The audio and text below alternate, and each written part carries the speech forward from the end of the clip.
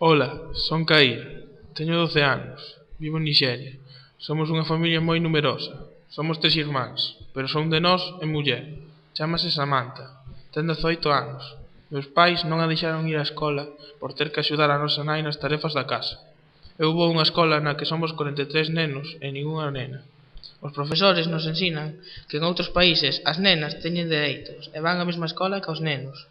O día que nolo dixo, quedeime alucinado, porque miña irmá e miña nai non foron á escola e pasáronse anos estando encerradas na casa limpándoa.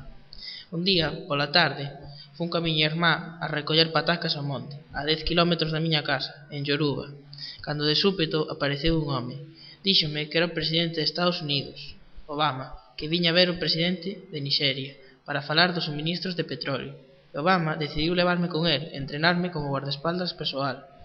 20 anos despois, son o secretario de Obama e trouxen a miña familia a este país e somos moi felices en Estados Unidos.